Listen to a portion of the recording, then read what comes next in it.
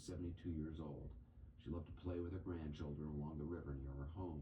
They were, as you might imagine, the center of her universe. It's hard to imagine a more idyllic scene, let alone conceive of what it would become for her and for other children and grandchildren early Friday morning. CNN's Ed Lavandera has more for us tonight on the campers and the counselors in that one single cabin. Camp Mystic girls know they've arrived to this tranquil bend along the Guadalupe River when they see the mystic letters greeting them from the sky-high hilltop overlooking the campground.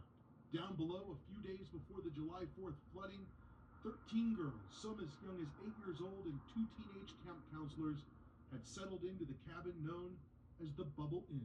Many of those campers in this one cabin remain missing or dead, including 8-year-old Anna Margaret Bellows. Her mother expressed gratitude amid her grief. I have unending gratitude for the brave camp counselors who safely evacuated so many campers, and to the 2 camp counselors who gave their lives trying to protect my baby. The Bubble Inn cabin sits among a cluster of cabins that overlook a sweeping green field down to the Guadalupe riverbed. This area is where the camp's youngest campers stay. In the early morning hours of July 4th, heavy rains made the river swell. It was dark, the power was out, and the camp counselors didn't have cell phones, so there was no way for them to receive alerts of the impending danger. The green roofed cabin you see between the trees there is the Bubble Inn cabin, and it sits in a part of Camp Mystic known as the Flats. And from what we've been able to piece together over the last few days, the girls and counselors inside there faced a terrible decision. Along this side of the Flats, all of the cabins backed up to a hill. We know that counselors were breaking out windows and running kids up that hill. Other kids in other parts of the camp were moving behind the dining hall and the other structures you see there to a 2-story recreation hall behind there, reaching higher ground there. Ultimately, we don't know what direction the girls and the counselors of the Bubble Inn cabin decided to do, but either way, it was a tragically overwhelming situation for all of them. The body of one of the Bubble Inn counselors, Chloe Childress, just 19 years old and a recent high school graduate, was found after the rain subsided. Her family issued a statement saying, Chloe Childress lived a beautiful life that saturated those around her with contagious joy, unending grace, and abiding faith. Now the other camp survivors are left struggling to comprehend the devastation. 2 of my friends died. 10-year-old Vivian Noble said some of her friends had to evacuate Camp Mystic still wearing their pajamas. Her cabin was on the hillside. I couldn't even process how much rain was going down. I couldn't even imagine how their place was. Footlockers, mattresses, and the remains of the camp are now piled outside as rescuers comb through what the floods left behind.